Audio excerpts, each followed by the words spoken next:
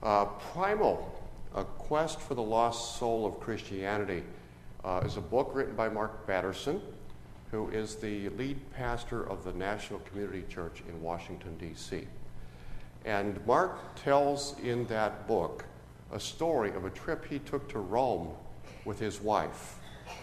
If you've ever been to Rome, you understand his excitement. He'd never been there before, and he was seeing things that he'd always heard about or read about, was excited about the church, particularly in Rome. And he tells the story of a church that he and his wife visited in Rome, the church of San Clemente. Have any of you visited the church of... You have? San Clemente, yeah. In Rome. In Rome. Visited Church of San Clemente in Rome, which is a 12th century church built over the top of a 4th century church named for the 4th Pope in the Catholic Church, Clement. And like so many buildings in the ancient world, you tear one down, you build the next one, and you keep on going up. And as it happened, the 4th century church was built over the top of catacombs from the 2nd century, where worshipers worshipped when Christianity was not yet legal. So they secretly worshipped in these catacombs because Christianity wasn't legal until Constantine in 313. So he and his wife are going from the 12th century church to the 4th century church to the catacombs, down and down and down the stairs. And as he did that, he asked himself, when you strip away all the superficialities of the church today and Christianity today, what is the essence of Christianity? He thought to himself, as he descended the stairs into the catacombs, he thought to himself, Christianity has been around for 2,000 years. We've put traditions and institutions over the top of one another through that 2,000 years. But what is the essence of Christianity if you strip all of that away? He asked himself several questions. How have we diluted the truth of Christianity and settled for superficialities?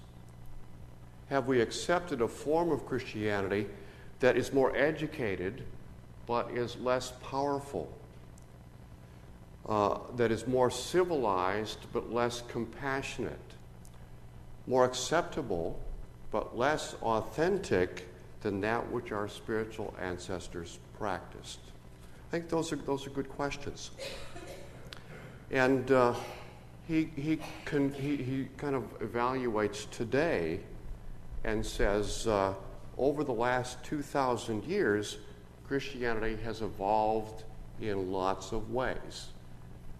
We've come out of the catacombs. We've built majestic cathedrals with all the bells and steeples. Theologians have given us creeds and confessions. We've got pews. We've got pulpits. We've got hymnals. We've got organs. And we as Presbyterians have committees on top of committees.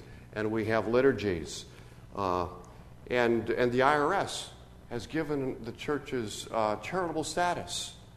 None of these things are inherently wrong, but they're probably not the primal essence of Christianity.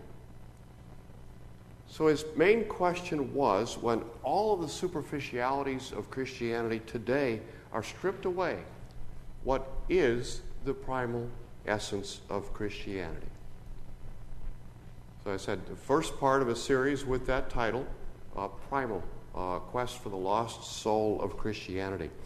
And I want to thank Mark Batterson, who gave us that beginning illustration and beginning questions for our quest.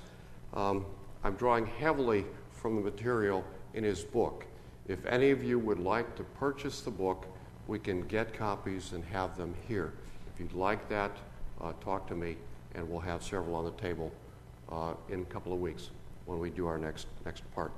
And I want to say that besides me stealing from Mark Batterson's book, we have something else in common. He and I both graduated from the same seminary, Trinity Evangelical Divinity School in Deerfield.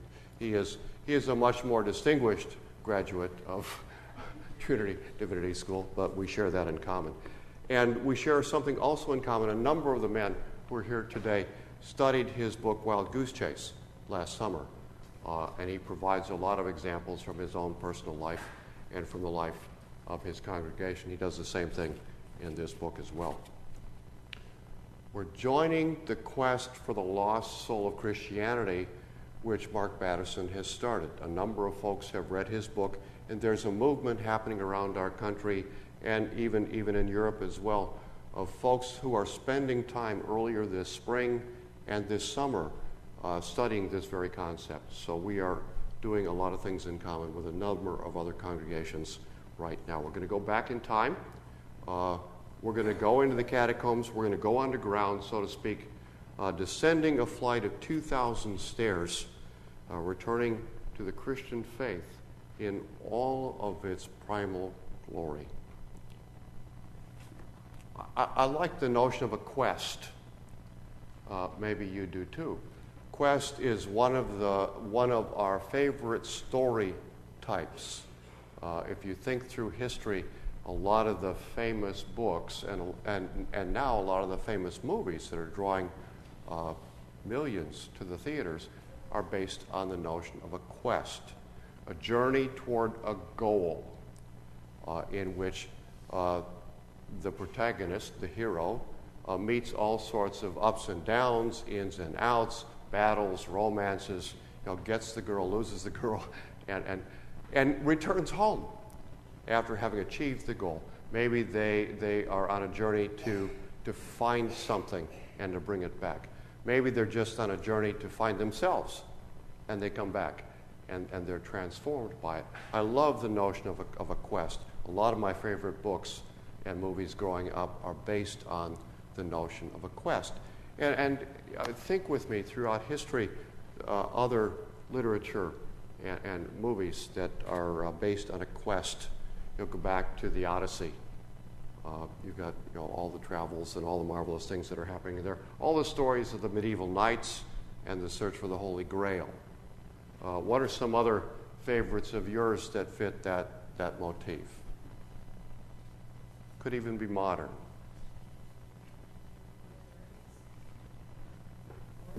Lord of the Rings, absolutely. Frodo has a mission and comes back a changed person. Good. Any others? Raiders. Say it again? Raiders? Yeah. All that, okay. Same thing. The Wonderful Wizard of Oz, based on that theme. And any others? Don Quixote. Follow that same theme. Our goal this summer is to search for the answer to the question, what is the primal essence of the Christian faith? It's not only that, but it's to be a part of the quest through the ups and downs, the ins and outs, but it's to live through the quest, to return home and be able to tell about it, be able to talk about it for the rest of our lives.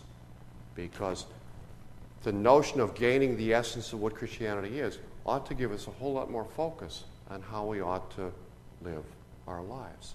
And that'll change us. That'll change us. We're on a quest toward a goal.